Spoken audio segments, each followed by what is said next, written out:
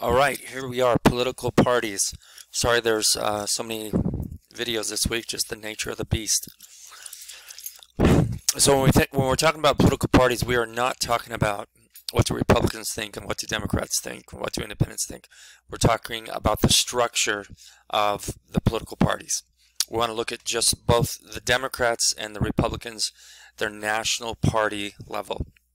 And both the Democrats and both the Democrats and the Republican national parties, their structure is very similar.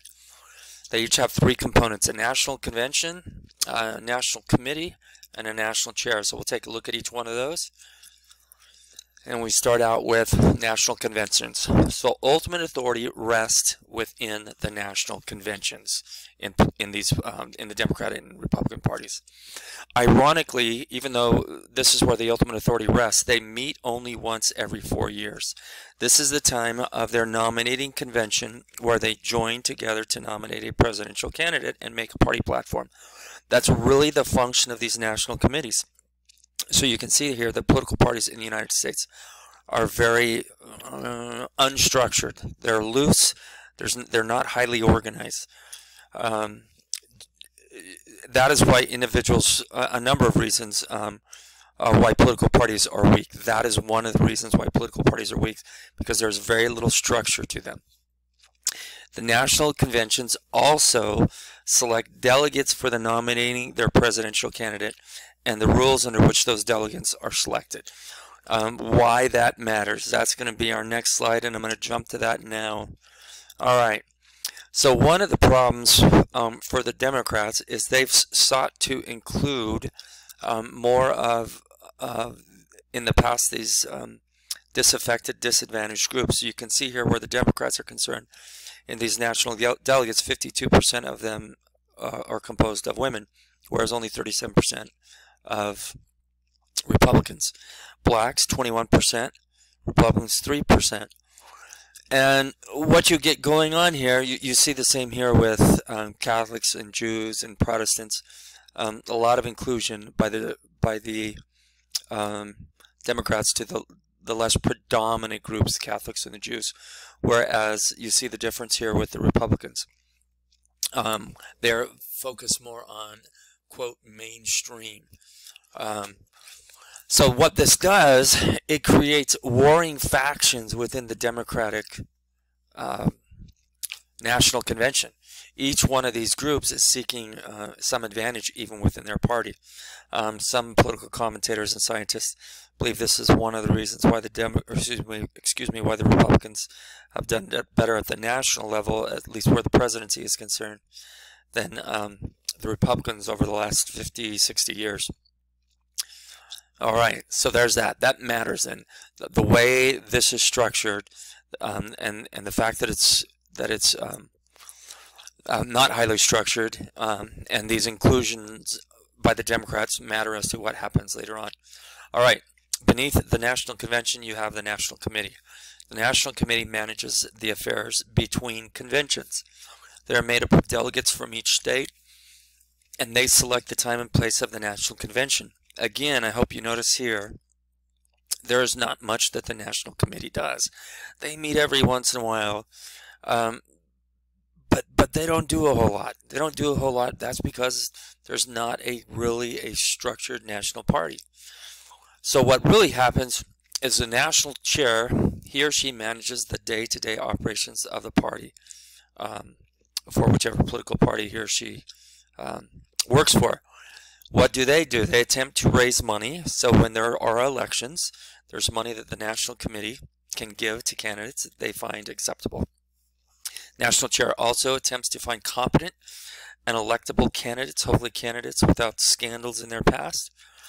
And that's really the National Chair's job, to try and support the party by finding electable, competent candidates and raise money. And the National Chair is then elected by the National Committee. So you see really where it falls is the National Chair who's managing, and he's got a staff of maybe about 6, and that's it. So you see there's just not a whole lot of structure there. So now let's go back to this chart. That's why at these national conventions every 4 years, the fact that the Democrats have these warring factions matter, where the Republicans tend to be a little more unified, is one of the reasons why commentators believe that the Republicans have done better for the presidency than the Democrats over those years.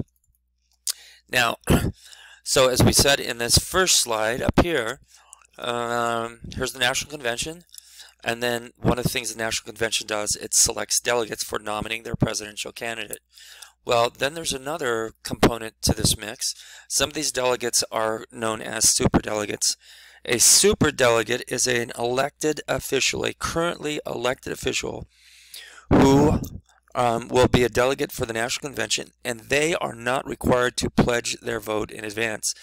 So the way the way delegates, they're selected by state, and if a state votes predominantly for the Democratic Party, then those delegates will vote Democrat. Superdelegates don't have to do that.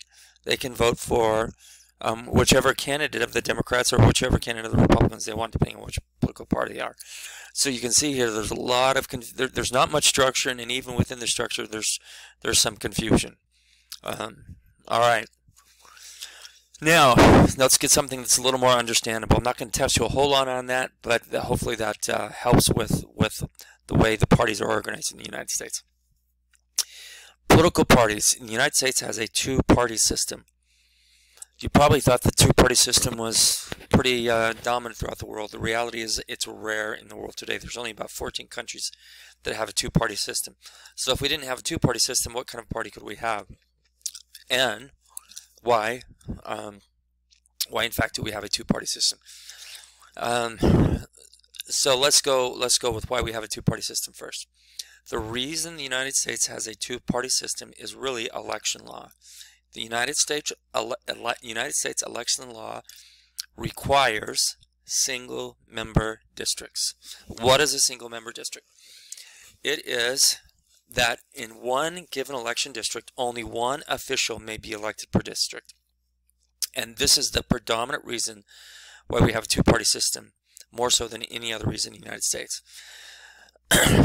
In this single-member district, it is winner takes all.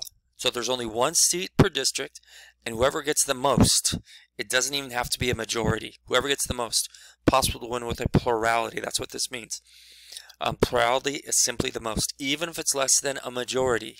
If one candidate had 34% and the other there are two other candidates that each had 33%, the candidate with 34% would become the elected official for that single member district. We do not have multiple member districts or proportional representation like they do in Europe and in parliamentary systems. Let's go to the next slide. Hopefully this will help. So you can see here all these different areas, all these different colors are election districts within California. And these smaller areas that are blown up here, Los Angeles area and the Bay Area. These are the single member districts within the California election for the members of the House of Representatives. So only one individual from each of these districts is going to be elected. So who is that likely to be? It's likely to be either the Democrat or Republican Party, because even if there's an independent that has considerable support, he's not going to have he or she is probably not going to have enough support to win a plurality, to win the most. We don't have to have this single member district system. We could have had a multiple member district. There are 53 election districts in California, meaning we're entitled to 53 members of the House of Representatives. We could do it with a multiple member district. We could take the state as one district, and then we could say, okay, we're going to have an election, and who, if one party gets 40%, they'll get 40% of the seats. If another party gets 35% of the seats, they'll get 35% of the vote, they'll get 35% of the seats. And if another party gets 5% of the vote, they'll get 5% of the seats. There's a problem with this.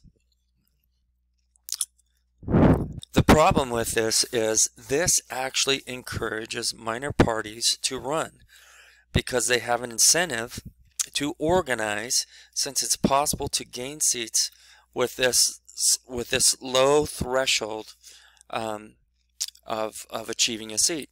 Now there is in fact a threshold.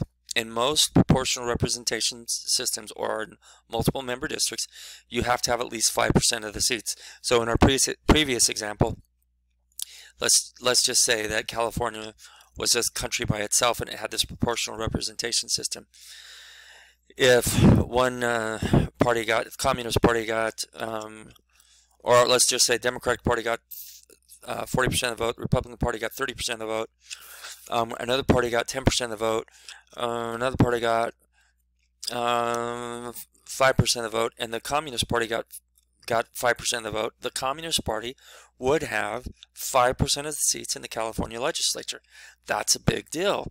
This is exactly the way Hitler came to power in Germany, because they had a proportional representation system in which minor parties had this incentive to organize, and that's how Hitler came to power. He eventually consolidated power, and he of course took us into World War II, and the greatest catastrophe the world has ever known really can be traced back to multiple member districts. It's a big deal. Minor parties. Some people, particularly in the single member district, some people look at minor parties as a wasted vote, because it is very unlikely that the candidate you vote for in a minor party is going to win the election. That is true.